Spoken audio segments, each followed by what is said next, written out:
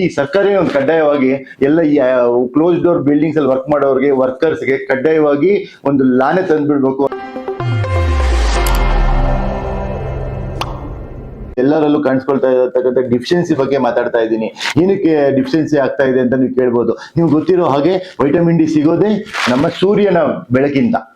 ಯಾವಾಗ ನಾವ್ ಏನಾಗ್ತಾ ಇದೆ ಸ್ನೇಹಿತರೆ, ನಾವು ಎಲ್ಲರೂ ಈ ಟ್ರಾಫಿಕ್ ಸಮಸ್ಯೆಯಿಂದ ಮತ್ತೆ ನಮ್ಮ ವರ್ಕ್ ಪ್ರೆಷರ್ ಇಂದ ಏನ್ ಮಾಡ್ತಾ ಇದೀವಿ, ನಮ್ಮೆಲ್ಲರೂ ಕೆಲ್ಸಕ್ಕೆ ಹೋಗ್ತಾ ಇರೋದು, ಅದು ಪರ್ಟಿಕ್ಯುಲರ್ಲಿ ಈ ನಗರ ಪ್ರದೇಶಗಳಲ್ಲಿ ಏನಾಗ್ತಾ ಇದೆ ಅಂತಂದ್ರೆ, ನಾವು ಬೆಳಗ್ಗೆ 7 ಗಂಟೆಗೆ ಬಸ್ಸು ಕಾರು ಹತ್ತಿದ್ರೆ ರಾತ್ರಿ ಬರೋದೇ ರಾತ್ರಿ ಅದು 8 ಗಂಟೆ ಆಗುತ್ತೆ. ಅವಾಗಲೇ ನಾವು ನಮ್ಮ ಸೂರ್ಯನೇ ನೋಡ್ತಾ ಇಲ್ಲ. ಅದರಿಂದ ಏನಾಗ್ತಾ ಇದೆ, ನಿಮ್ಗೆ ಗೊತ್ತಿದ್ದಾಗೆ ವೈಟಮಿನ್ ಡಿ ಸಿಗ್ತಾನೆ ಇಲ್ಲ. ಸೊ ವೈಟಮಿನ್ ಡಿ ಯಾವಾಗ ಸಿಗ್ತಾ ಇಲ್ವೋ ಏನಾಗ್ತದೆ, ಡಿಫಿಷಿಯನ್ಸಿ ಆಗ್ತಾ ಇದೆ.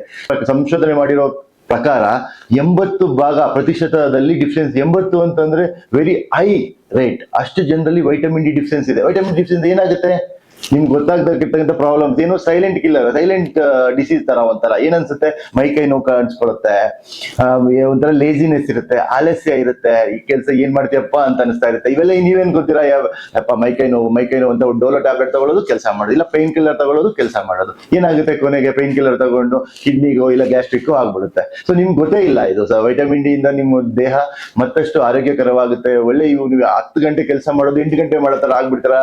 ಸೊ ಎಲ್ಲ ಚೆನ್ನಾಗಿ ಆಗ್ಬಿಡುತ್ತೆ, ನಿಮ್ಮ ಸ್ಕಿನ್ ಇಂಪ್ರೂವ್ ಆಗುತ್ತೆ ಅಂತ ನಿಮ್ಗೆ ಗೊತ್ತಿಲ್ಲ.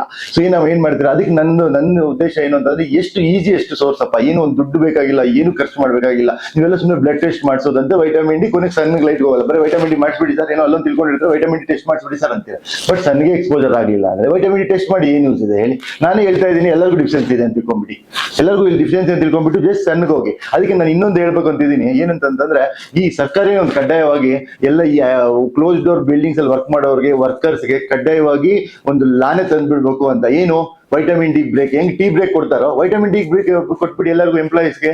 ಏನಾಗುತ್ತೆ, ವೈಟಮಿನ್ ಡಿ ಬ್ರೇಕ್ ಕೊಡೋದ್ರಿಂದ ಏನಂದ್ರೆ UVB ರೇಸ್ ಯಾವಾಗ ಅತಿ ಹೆಚ್ಚಾಗಿ 2 ಸಿಗುತ್ತೆ ಅಟ್ಮಾಸ್ಫಿಯರ್ ಇಂದ ಅಂತಂದ್ರೆ 10 ರಿಂದ 2 ಗಂಟೆ ಒಳಗೆ. ಈ 10 ರಿಂದ 2 ಗಂಟೆ ಒಳಗೆ ಆದಷ್ಟು ವೈಟಮಿನ್ ಡಿ ಬ್ರೇಕ್ ಅಂತಾನೆ ಡಿಸೈಡ್ ಮಾಡಿ ತಗೊಂಡ್ಬಿಡಿ. ಇದು free, vitamin D is free.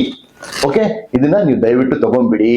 ಏನಂತ ಎಷ್ಟೊತ್ತು ಬೇಕಪ್ಪ, 10 ರಿಂದ 20 ನಿಮಿಷ ಅಷ್ಟೇ. ಕರ್ಗಿರೋರಲ್ಲಿ 20 ನಿಮಿಷ ಇರ್ಬೇಕು. ಆ ಟೈಮಲ್ಲಿ ಸ್ವಲ್ಪ ಬಹಳ ಬೆಳ್ಳಗಿರೋರಲ್ಲಿ 10 ನಿಮಿಷ ಇದ್ರೆ ಸಾಕು ಸ್ನೇಹಿತರೆ. ಸೊ ದಯವಿಟ್ಟು ನಿಮ್ಮ ಎಂಪ್ಲಾಯೀಸು ಎಲ್ಲ ಸೇರಿ ನಿಮ್ಮ ಆಡಳಿತ ಮಂಡಳಿಗಾಗ್ಲಿ ನಿಮ್ಮ ಕಂಪ್ನಿ ಚೇರ್ಮನ್ಗಾಗ್ಲಿ ದಯವಿಟ್ಟು ರಿಕ್ವೆಸ್ಟ್ ಮಾಡ್ಕೊಳ್ಳಿ, ನಮ್ಗೆ ಏನ್ ಟೀ ಕುಡಿತೀವಲ್ಲ ಆ ಟೀನ ಟೆರೇಸ್ ಮೇಲೋ ಇಲ್ಲ ಹೊರಾಂಗಣದಲ್ಲಿ, ಬಿಲ್ಡಿಂಗ್ ಇಂದ ಹೊರಗಡೆ ಸನ್ ಎಕ್ಸ್ಪೋಜರ್ ಆಗುವಂತ ಜಾಗದಲ್ಲಿ ನಮ್ಗೆ ಟೀ ಕೊಡ್ಸ್ಬಿಡಿ ಅಂತ ಹೇಳ್ಬಿಡಿ. ಸಿಂಪಲ್ ಆಗಿ ನೀವೆಲ್ಲ ವೈಟಮಿನ್ ಡಿ ಟೆಸ್ಟ್ ಖರ್ಚು ಮಾಡೋದನ್ನ ಜಸ್ಟ್ ಔಟ್ಡೋರ್ ಎಕ್ಸ್ಪೋಜರ್ ಆದ್ರೆ ಸಾಕು, ನಿಮ್ ಮೈಕೈ ನೋವು ಕಡಿಮೆ ಆಗುತ್ತೆ. ನೀವು ಇನ್ನೂ 10 ಗಂಟೆ ಕೆಲಸ ಮಾಡೋದನ್ನ 8 ಗಂಟೆ ಅಲ್ಲೇ ಮುಗಿಸ್ಬಿಡ್ತೀರಾ. ಯಾವುದೇ ಡೋಲೋ ಟ್ಯಾಬ್ಲೆಟ್ ತಗೊಳ್ಳೋ, ಪೇನ್ ಕಿಲ್ಲರ್ ತಗೊಳ್ಳೋದೇ ಕಡಿಮೆ ಆಗುತ್ತೆ ಸ್ನೇಹಿತರೆ. ದಯವಿಟ್ಟು ಇದ್ರ ಬಗ್ಗೆ ಯೋಚನೆ ಮಾಡಿ, ವೈಟಮಿನ್ ಡಿ ಸೀರಿಯಸ್ ಆಗಿ ತಗೊಳ್ಳಿ. ವೈಟಮಿನ್ ಡಿ ಬಗ್ಗೆ ಅತಿ ಹೆಚ್ಚು ಇಂಪಾರ್ಟೆನ್ಸ್ ಕೊಡಿ. ನಿಮ್ ದೇಹ ಸದೃಢವಾಗಿರುತ್ತೆ, ನಿಮ್ಮ ಹೆಲ್ತಿ ಆಗಿರ್ತೀರಾ, ಮತ್ತೆ ಮೈಕೈ ನೋವು ಹೋಗ್ಲಿರಲ್ಲ. ಓಕೆ ಸ್ನೇಹಿತರೆ, ಥ್ಯಾಂಕ್ ಯು.